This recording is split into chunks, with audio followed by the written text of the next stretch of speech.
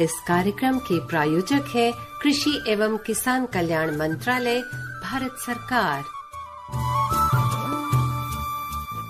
सभी किसान भाई बहनों को मेरा नमस्कार। मैं हूं सुषमा और मैं हूं रजनीश। और इस वक्त आप कार्यक्रम सुन रहे हैं किसान की बात। और किसान की बात कार्यक्रम में हम हर बार कोई ना कोई नया टॉपिक, नया विषय लेकर आते हैं जो कि समसामयिक विषय होता है।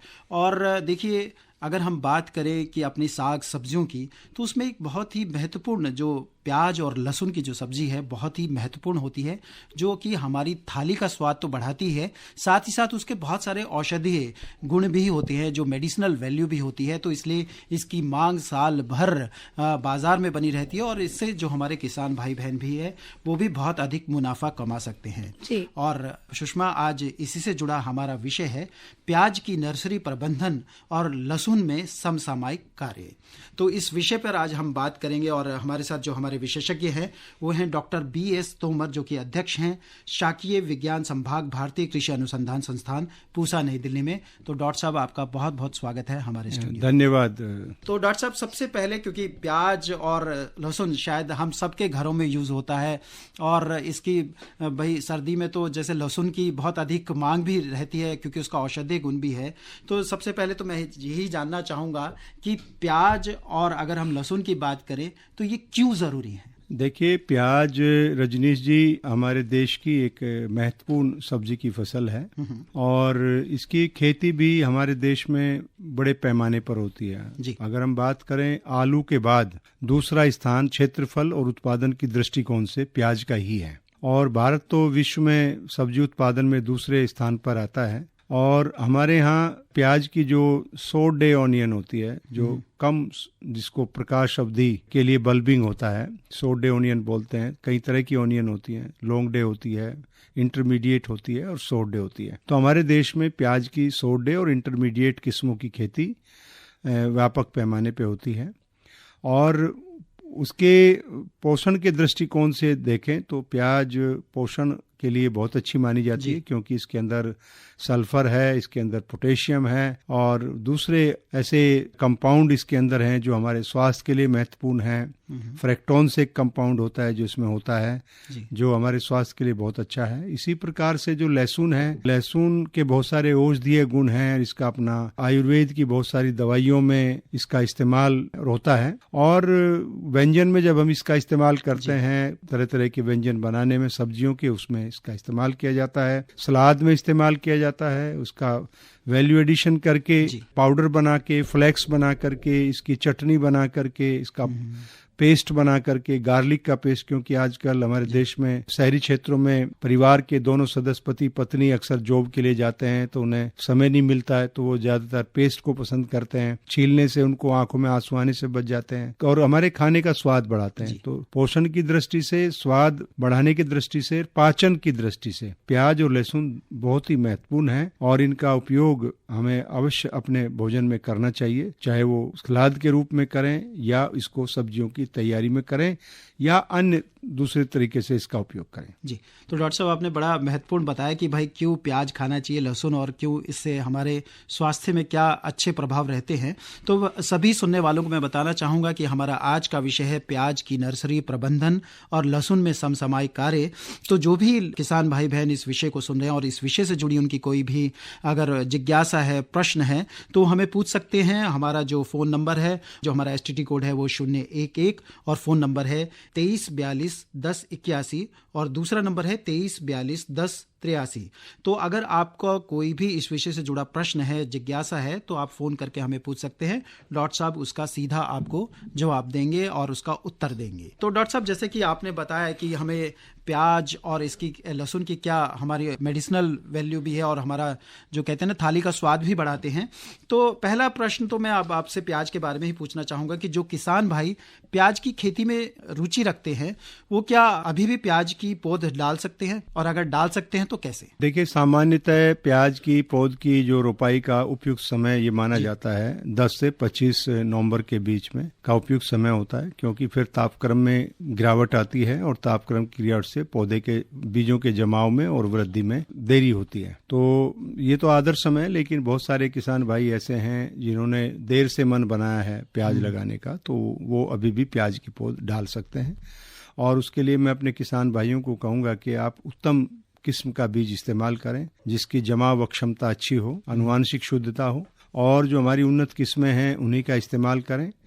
और इसके बीज को अगर उपचारित है तो पुनः उपचार करने की आवश्यकता नहीं है, अगर उपचारित नहीं है तो बीजों को उपचारित करके बिजाई करें। और उपचार के लिए हमारे किसान भाई कैप्टान, बाविस्टिन, थीरम, ये 3 फफूंदनाशी हैं। इनमें से कोई एक फफूंदनाशी का चयन कर सकते हैं और उसकी 2 से 2.5 ग्राम मात्रा प्रति किलोग्राम बीज की दर से बीज को उपचारित करके बुआई कर सकते हैं। और 1 हेक्टेयर के लिए 8 से 10 किलोग्राम बीज बुआई के लिए पर्याप्त रहता है। अब जहाँ तक बात है पौध तैयार करने की, क्योंकि अभी आगे आने वाले समय में तापक्रम में कमी होगी, धूप की मात्रा में कमी होगी और इसके कारण जमाव कम हो जाएगा, तो हम अपने किसान भाइयों से कहेंगे कि आप अपनी जो पौधशाला का निर्माण करें, उथली क्यारियां बनाएं और क्यारी की लंबाई खेत की उपलब्धता के आधार पर रख सकते हैं, जबकि उसकी चौड़ाई 75 सेंटीमीटर क्यारी तैयार करें, जो फाइनल रूप से 60 सेंटीमीटर के आकार में निकल आएगी और वो जमीन से 15 से 20 सेंटीमीटर उठी हुई होनी चाहिए। ऐसे में हमारे किसान भाई पौध तैयार करने से पहले एक बात ध्यान रखें कि अगर आपके पास प्रचुर मात्रा में सड़ी हुई गोबर की खाद है तो आप उसको अवश्य मिला लें, क्योंकि जो तापक्रम में कमी होगी तो ये हमारा जो गोबर की खाद है, वर्मी कंपोस्ट है, ये आपको मदद करेगा बीजों को जमाव में और मृदा के तापक्रम में वृद्धि करने में। डॉक्टर तोमर, इस विषय पे हम और भी बात करेंगे। एक कॉलर हमारे साथ जुड़ रहे हैं, उन्हें ले लेते हैं। हेलो। आपका किसान की बात में स्वागत है। आप अपना नाम बताइए और आप कहाँ से बोल रहे हैं? मैं सर राजेश कुमार जम्मू एंड कश्मीर से बोल रहे हैं। जी राजेश जी, अपना सवाल पूछिए। मेरा डॉक्टर साहब से ये सवाल है कि हमने लहसुन की फसल लगा रखी है जी, तो वो ऊपर से पीले पीले हो रहे हैं। अच्छा, तो अगर हम उस पर ये चूल्हे की जो राख होती है लकड़ियों की, ये डालने से कोई फायदा हो सकता है इसमें के बारे में? देखिए, आपका प्रश्न बहुत महत्वपूर्ण है। और अगर लहसुन में आपके ऊपर की जो पत्तियां हैं, क्योंकि अभी ये 35 और 40 दिन की अवस्था की फसल है, पत्तियों का पीला होना अच्छा लक्षण नहीं है। ये 2 बातों को दर्शाता है, या तो आपकी खेत में नमी की अधिकता है, उसको आप प्रबंध कर सकते हैं। दूसरा, उसके अंदर कई प्रकार के फफूंद के रोग लगते हैं, जिसमें कोलेटोट्राइकम प्रमुख रूप से होता है और स्टेमफिलियम ब्लाइट होता है। तो ऐसे में आप कोई भी बढ़िया फफूंदनाशी, रिडोमिल गोल्ड है या डाइथेनियम 45 है, इनमें से कोई भी फफूंदनाशी ले लें और उसका छिड़काव आप कर सकते हैं। 2 ग्राम से लेकर के 2.5 ग्राम मात्रा प्रति लीटर पानी के हिसाब से घोल बना करके, जब मौसम साफ हो 11 बजे से 3 बजे के बीच में, क्योंकि सुबह के समय अगर आप छिड़काव करते हैं तो पत्तियां गीली होती हैं और उस पे दवा का प्रभाव नहीं होता है। और शाम के समय अगर आप देरी से करते हैं तो, क्योंकि सूर्यास्त के शाम ही ओस गिरना आरंभ हो जाता है और जम्मू क्षेत्र में तो आर्द्रता के कारण ये परिस्थिति और भी थोड़ा प्रतिकूल होती है, तो ऐसे में 11 बजे से 3 बजे के बीच में आपको छिड़काव करना है और इसका नियंत्रण आप कर सकते हैं। जी, तो डॉक्टर साहब, मुझे लगता है कि जो भी हमारे किसान भाई पूछ रहे थे सवाल, उसका उत्तर उन्हें मिल गया होगा। और डॉक्टर साहब, जैसे कि बात कर रहे थे पौधशाला की, आपने बहुत सारी बातें बताई। जिन लोगों ने जो पौधशाला जिन्होंने पहले से डाल ली है, तो उसमें क्या क्या और सावधानियां और देखभाल की जरूरत रहती है? देखिए, एक तो मैं रजनीश जी अपने पहले पुराने प्रश्न को पूरा कर दूं कि बिजाई कैसे करनी है। गोबर की खाद प्रचुर मात्रा में डालनी है ताकि निम्न तापक्रम की परिस्थितियों में जमाव शीघ्रता से हो सके। दूसरा ये होता है, जब आप प्रचुर मात्रा में गोबर की खाद सड़ी हुई इस्तेमाल करते हैं तो पौधों की जड़ों को जब निकालते समय नुकसान नहीं होता, और जितना कम नुकसान होगा पौधे का रोपाई के बाद उनका प्रतिस्थापन दर उतना ही अधिक होगा जी, और निकालने में भी लेबर कम लगेगा और जमाव जल्दी होगा। तो ये 4 फायदे उसके हैं। और बिजाई जो है पंक्तियों में करें, और पंक्तियों में उथली जो क्यारी हैं उनमें क्यारी की चौड़ाई के अनुरूप उसमें नालियां बना करके, और गहराई जो है 1 इंच से ज़्यादा गहराई पर बिजाई ना करें। उसको आप गोबर की खाद से या वर्मी कंपोस्ट से या रेत मिट्टी जो भी मिक्सचर आपने बनाया उसको बना करके और उसको पेड़ी के ढक सकते हैं पुआल से, और उसके ऊपर से पानी दे दें और 7 से 8 दिन में, अधिकतम 8 दिन में जमाव हो जाएगा और उसके बाद उसको निकाल दें। और पहला पानी जो है आप बाविस्टिन या कैप्टान या थीरम का घोल बना करके क्यारियों में दें, ताकि उसमें फफूंद आने की या डंपिंग ऑफ आने की जो कोई संभावना है उसको भी नकारा जा सके। और अक्सर ये देखा जाता है कि जब हमारे किसान भाई पौध तैयार करते हैं, हम पूसा संस्थान में पौध तैयार करते हैं, तो बीज को बहुत सारे ऐसे छोटे कीड़े हैं, चींटियां हैं, मकोड़े हैं, ये खेत से बीज को निकाल के ले जाते हैं। तो उनसे बचाना भी बहुत जरूरी है। अगर आपके जहाँ पौधशाला बनाई उसके आसपास में दिम कोले हैं, चींटियों के या मकोड़ों के घर हैं, तो उनसे यहाँ सावधानी रखने की आवश्यकता है कि उसमें कोई डस्ट, आप मिथाइल डस्ट है या और कोई अन्य डस्ट जो कीड़ों को वहां आने से रोकेगी, उसका इस्तेमाल बिजाई के तुरंत बाद कर सकते हैं। अन्यथा बीजों के चोरी होने की संभावना बढ़ जाती है। और ये बड़ी अद्भुत सी बात लग रही होगी हमारे किसान भाइयों को सुनने को। अक्सर किसान भाई प्रचुर मात्रा में बीज डालते हैं और बाद में वो कहते हैं जी पौध का जमाव तो कम हो गया। उसका प्रमुख कारण यही होता है, या तो बीज की गुणवत्ता अच्छी नहीं होती, या बीज की गहराई अधिक होती है, या बुआई के बाद बीज को चींटियां और मकोड़े खेत से उठा करके ले जाते हैं। तो ये किसान भाइयों को ध्यान रखना है। डॉक्टर साहब, मेरे यहाँ पे एक और मुझे प्रश्न ध्यान में आ रहा है कि कितने एरिया में कितना बीज लगाना चाहिए, ऐसा कुछ बता पाएंगे? हाँ, ये भी एक बहुत बड़ी बात है आपने पूछी रजनीश जी, कि भाई अगर 1 हेक्टेयर क्षेत्र में पौध रोपाई करनी है तो कितने क्षेत्रफल में। एग्रोनॉमिक दृष्टिकोण से देखें, सस्य विज्ञान का जो सिद्धांत है वो 1/20वां हिस्सा पौधशाला के लिए होता है, जो दान में इन्होंने ऑप्टिमाइज किया है। और हम इसमें प्याज के अंदर अगर हम बताएं 50 से 60 क्यारियां जिनका आकार 5 मीटर लंबा हो और 60 सेंटीमीटर चौड़ा हो, वो 1 एकड़ क्षेत्र के लिए पर्याप्त मात्रा में पौध देने की क्षमता रखता है। यानी कि 50 से 60 क्यारी जिसकी लंबाई 5 मीटर होनी चाहिए, चौड़ाई 30 सेंटीमीटर, यानी कि 5 गुना 0.60, 1 क्यारी 3 स्क्वायर मीटर की हो गई। और अगर हम 50 कहें तो 150 स्क्वायर मीटर में अगर आप पौध तैयार करता है, हमारा किसान भाई है 180 स्क्वायर मीटर में पौध तैयार करता है, तो 1 एकड़ के लिए प्रचुर मात्रा में पौध तैयार कर सकता है। तो डॉक्टर साहब, ये तो आपने बात बताई कि किस तरह से तैयारी की जाए, और जो हमारा अगला सवाल था कि जो पौधशाला है तो उसकी देखभाल फर्दर कैसे कर रही है? देखिए, बहुत सारे किसान भाई जो पहले से नियोजन करके चले हैं कि प्याज की खेती करनी है, तो निश्चित रूप से उन्होंने पौध डाल दी होगी, पौध का जमाव हो गया होगा। तो ऐसी स्थिति में 2-3 बातें मैं किसान भाइयों को बताना चाहूंगा कि उन्हें अभी अपनी पौधशाला में करने की आवश्यकता। पहला तो पौधशाला में निराई गुड़ाई करके अगर जो मौसमी खरपतवार हैं उनको नियंत्रित करना है। दूसरी बात है, अगर आप पानी की मात्रा को इस तरह से दें कि वो बहुत ज्यादा पानी की मात्रा खेत में ना रहे, नमी बनी रहे, ताकि पौधों की अच्छी बढ़वार रहे। तीसरी बात है कि पौधशाला में निरंतर निगरानी करना है कि हमारी पौधशाला में थ्रिप्स का आक्रमण तो नहीं है, क्योंकि इस बार अभी तक सर्दी बहुत अच्छे से आई नहीं है और दिन का तापक्रम थोड़ा गर्म है और रात्रि का तापक्रम थोड़ा कम हो जाता है, लेकिन उतना कम नहीं है जो थ्रिप्स के आक्रमण को कम कर सकता है। हालांकि निम्न तापक्रम पे थ्रिप्स का आक्रमण कम हो जाता है। तो ऐसे में किसान भाइयों को अपनी पौधशाला में बैठ करके और जो ऊपर की पत्तियां उनको खोल के देखना है, उसमें कहीं पीले पीले रंग के या सफेद रंग के धब्बे तो नहीं दिखाई दे रहे हैं, या कोई छोटे कीड़े। हालांकि कीड़ों को हम लेंस के माध्यम से तो देख सकते हैं, लेकिन कई लोग चश्मा जो लोग इस्तेमाल करते हैं नजदीक का, तो उससे भी पहचान सकते हैं या लक्षण देख करके। तो उसके लिए किसान भाइयों को आवश्यक है कि उसमें उपचार जरूर करें, ताकि ये कीड़े के प्रकोप को कम किया जा सके और मुख्य खेत में उनका प्रवाह को रोका जा सके। जी, इस बीच हमारे साथ एक कॉलर जुड़ गए हैं, आइए उन्हें ले लेते हैं। किसान की बात में आपका स्वागत है। आप अपना नाम बताइए, कहाँ से बोल रहे हैं? जी, मैं गैंगटॉक सिक्किम से बोल रही हूँ। आपका शुभ नाम? नवनीता जी, आप अपना सवाल पूछिए। हम ये पूछना चाहते थे कि वो जो कलौंजी है उससे प्याज के पौधे लगा सकते हैं? बिल्कुल, आपने बहुत गंभीर प्रश्न किया है। कलौंजी एक मसाले का फसल है और इससे प्याज की खेती नहीं की जा सकती। अगर कलौंजी का बीज बोएंगे तो कलौंजी ही पैदा होगी, प्याज पैदा नहीं होगी। हालांकि कलौंजी प्याज परिवार की ही सदस्य है, लेकिन ये प्याज नहीं बनाती है। कलौंजी लगा रहे हैं तो कलौंजी की मसाले के लिए खेती करनी पड़ेगी आपको। जी, तो ये मुझे लगता है कि बड़ा ही महत्वपूर्ण सवाल था जिसका जवाब आपने दिया। और अभी हम इस विषय पर और भी बात करेंगे कि किस तरह से रोपाई हमें करनी है, उसमें क्या समसामयिक कार्य करने हैं।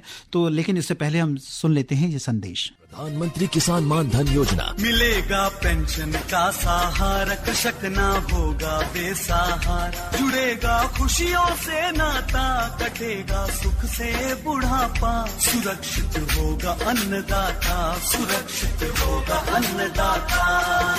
प्रधानमंत्री किसान मान धन योजना से लघु सीमांत किसानों का भविष्य होगा सुरक्षित और 60 वर्ष की आयु से 3,000 रूपए मासिक पेंशन होगी सुनिश्चित। 55 रूपए से 200 रूपए की मासिक किश्त देकर प्रवेश कर सकते हैं। 18 से 40 वर्ष तक के किसान इस अंशदायक योजना में सरकार देगी बराबर का योगदान। सभी किसान भाई बहन इस योजना के लाभ के लिए जन सेवा केंद्र में जाएं और अपना निःशुल्क नामांकन कराएं। प्रधानमंत्री किसान मान धन योजना, अन्नदाता के परिश्रम को संबल, पेंशन से सुरक्षित उनका कर। कृषि एवं किसान कल्याण मंत्रालय, भारत सरकार द्वारा जनहित में जारी। हर जोखिम से निकल कर फसल आए, सुरक्षित हो जाए।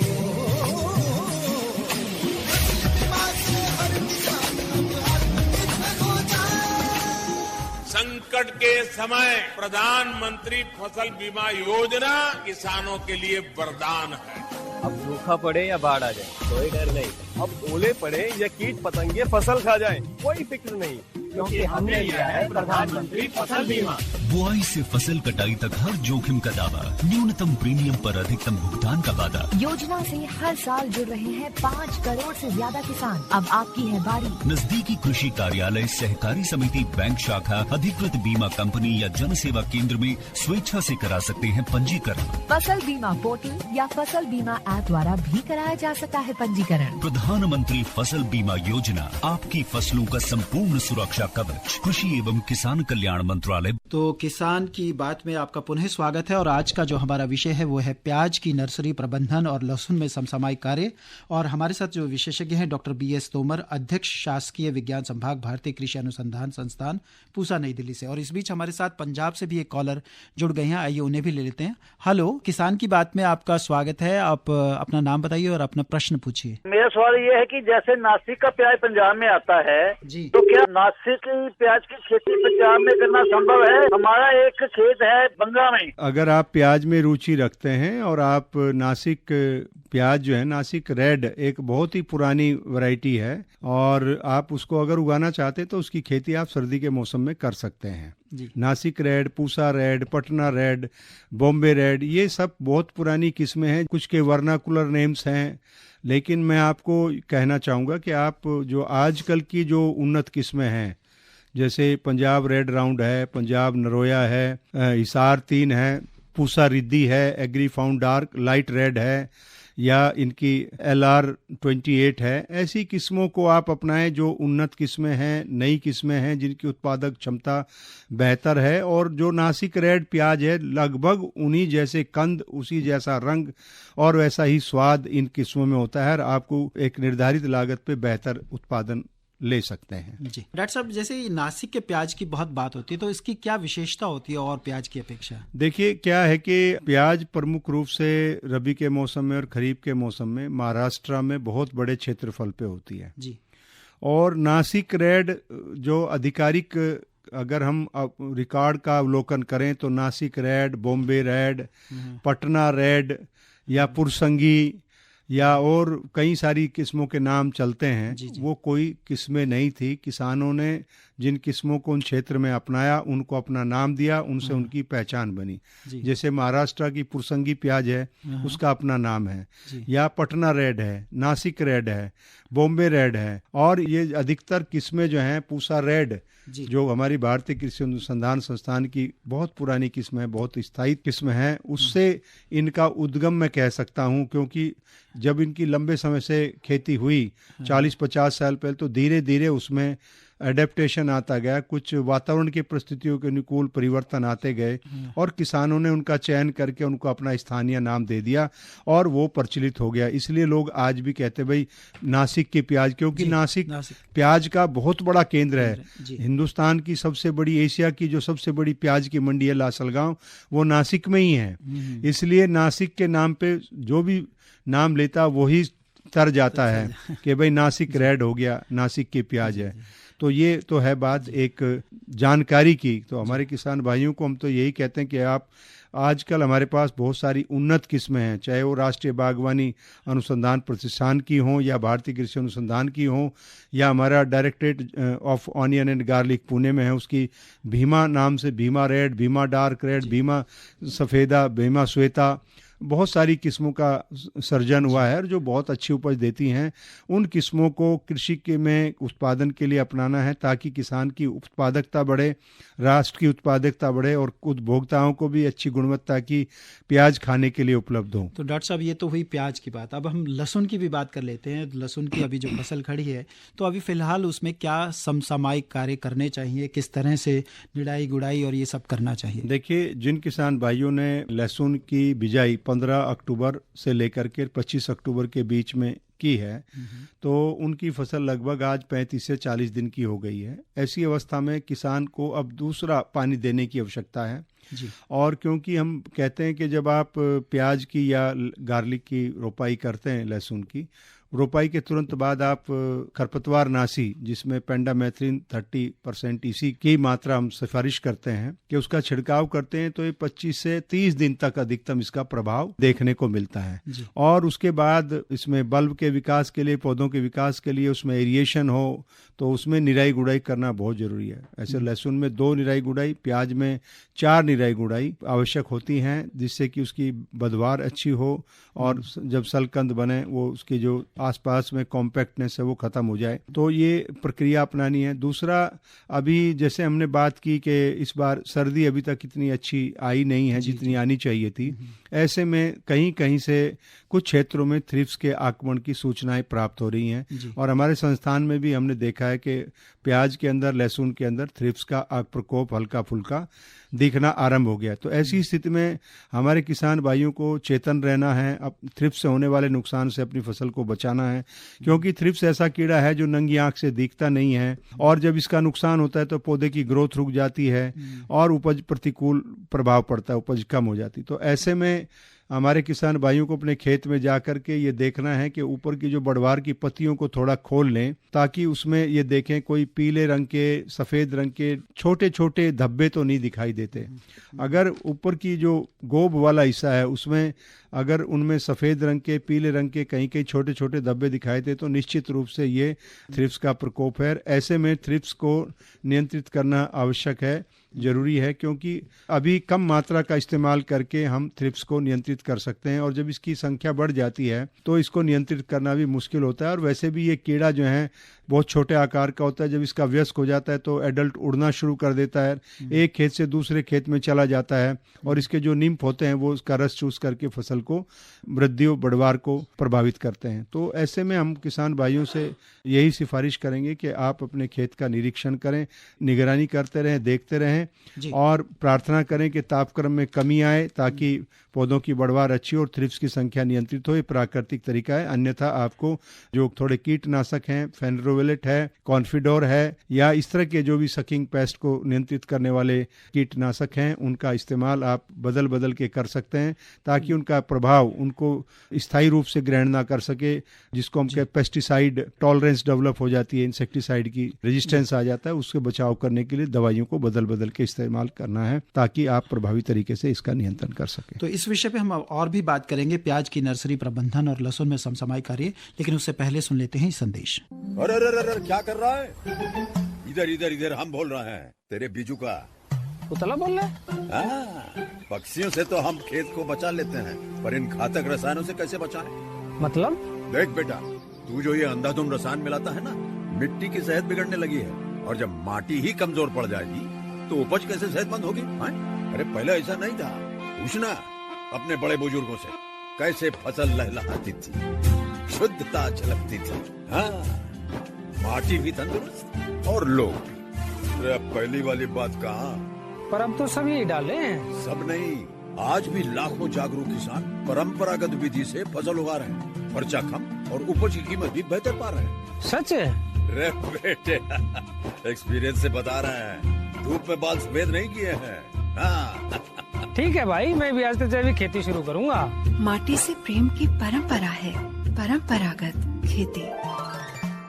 तो आप सुन रहे हैं कार्यक्रम किसान की बात और विषय है प्याज की नर्सरी प्रबंधन और लहसुन में समसामयिक कार्य। तो डॉक्टर साहब, जैसे कि हम बात कर रहे थे लहसुन की, तो इस वक्त जैसे जो उर्वरक प्रबंधन है, जैसे नत्रजन की कितनी मात्रा होनी चाहिए, लगनी चाहिए, या किस तरह से उर्वरक प्रबंधन करना चाहिए? निश्चित रूप से लहसुन की बुआई के समय हमारे किसान भाइयों ने नत्रजन की आधी मात्रा, फास्फोरस और पोटास सल्फर की पूरी मात्रा इस्तेमाल की होगी। और अगर वो सल्फर की मात्रा इस्तेमाल नहीं की है तो अभी सल्फर की मात्रा 10 किलोग्राम प्रति एकड़ के हिसाब से प्याज लहसुन में करने की सिफारिश की जाती है, क्योंकि सल्फर बहुत ग्रहण करती है।